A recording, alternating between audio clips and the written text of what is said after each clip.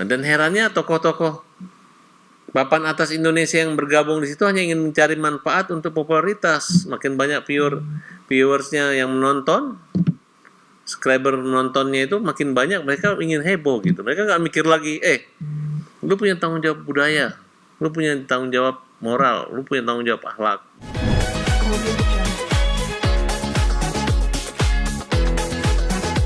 Tanggal 30 malam itu kita buat laporan. Ya sempat ada perdebatan tentang lokus deliktinya kan, waktu dan tempat kejadiannya.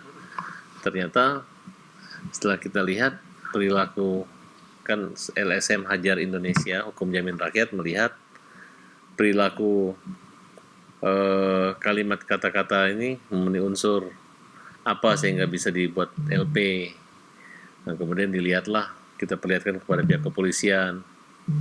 Yang penting harus Pancasila di negeri Pancasila. Tidak boleh melanggar asusila, tidak boleh melanggar norma-norma kepatutan, norma sosial, hukum. Nah, di situ dapat pasal 27 Undang-Undang ITE ayat 1. Nah, di situ karena somasi yang kita sampaikan kepada Mangkorla ini adalah dia cuma menjawab, kita pengangguran, kita kurang kerjaan. Nah, jadi apa sih ini orang gitu?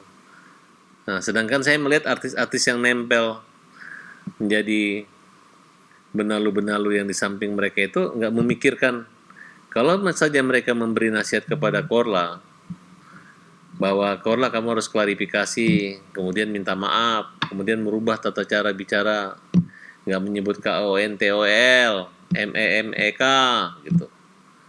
Jadi mulutnya itu udah kebun binatang, alat kemaluan manusia. Itu kan lucu. Karena orang menganggap dia itu transgender. Jadi bukan wanita yang sempurna di hadapan orang gitu. Sehingga itu boleh gitu. Tapi walaupun dia dulu pernah jadi laki-laki, tapi pakaiannya yang benerin dong gitu. Kata-katanya jangan karena tidak ada perempuan yang berani seperti itu. Yang berani itu adalah mantan laki-laki kira-kira menurut kita. Tapi kita di sini bukan melaporkan transgender atau latar belakang sejarah mereka. Yang kita laporkan adalah unggahan media sosial, akun TikTok maupun akun Instagram, yang dimana komunikasi live mereka itu dengan kalimat-kalimat tidak senonoh. Nah, ini yang kita tegur. Nah, dan herannya tokoh-tokoh papan atas Indonesia yang bergabung di situ hanya ingin mencari manfaat untuk popularitas. Makin banyak viewersnya yang menonton, subscriber menontonnya itu makin banyak, mereka ingin heboh gitu. Mereka nggak mikir lagi, lu punya tanggung jawab budaya, lu punya tanggung jawab moral, lu punya tanggung jawab akhlak. Ini media sosial, Bung. Kalau kalian hanya sebagai paket endorse, jualan, online, segala macam ya, suruh aja kambing monyet didandanin, pasti orang lucu tertawa gitu.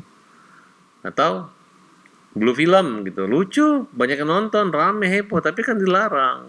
Kira-kira seperti itu. Nah, oleh karena itu, awalnya kita minta pihak kepolisian untuk mencegah tangkal atau mencabut paspornya. Karena ini kan nyata apa yang dilakukannya. Dicegah dia keluar negeri. Tapi ternyata dia buru-buru pulang, bahkan merahasiakan pesawatnya gitu. Nah, kita kalah nggak sampai 24 jam laporan itu, mereka kabur gitu.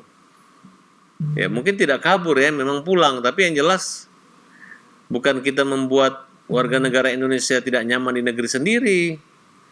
Tapi kamu Korla yang bikin kita nggak nyaman, kamu yang bikin kita itu risih dengan kalimat-kalimat, kata-kata, cara busana pakaian. Ya kalau kamu di Jerman ya silakan aja. Tapi orang Jerman juga nggak kayak begitulah kira-kira. Jadi proses hukumnya gimana? Proses hukum jalan terus. Nanti kita semua dipanggil, kita diperiksa.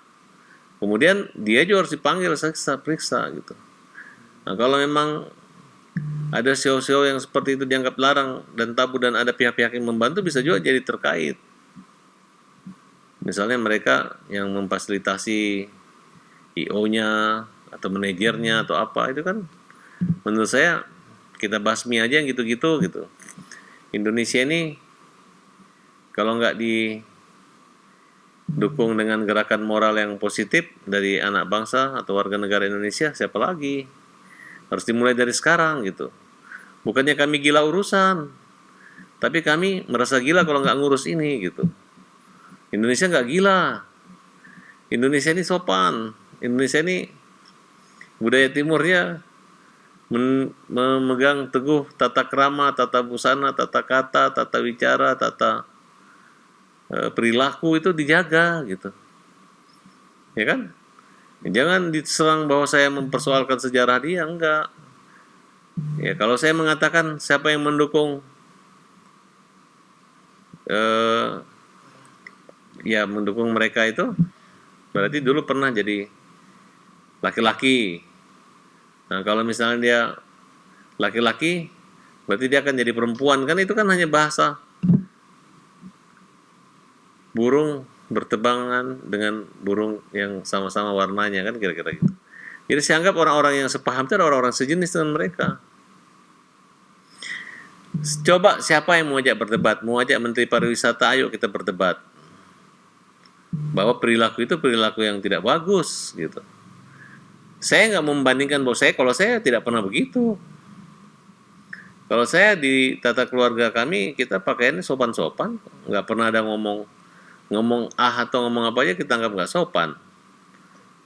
Ngomong sama asisten rumah tangga kita nggak, kalaupun emosi atau ada yang kasar kita tegur gitu.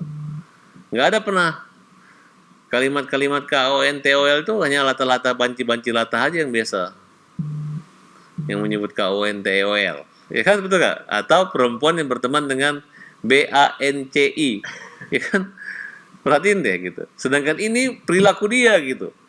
Saya nggak mau Indonesia ikut latah meneriak KONTOL hanya gara-gara seorang viral, seorang pegawai rumah makan cepat saji di Jerman, hanya gara-gara dia mengatakan KONTOL hingga anak-anak kecil mengatakan juga seperti itu. Itu yang kita cegah.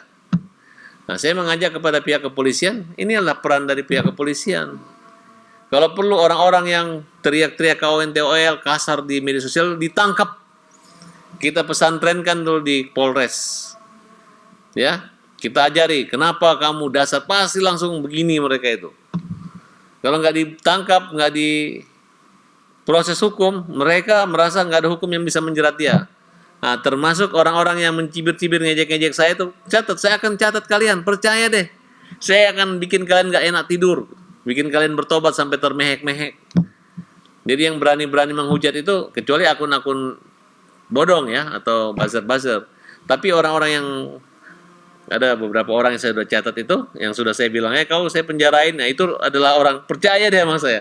Kau nanti akan dipanggil. Pasti netizen itu.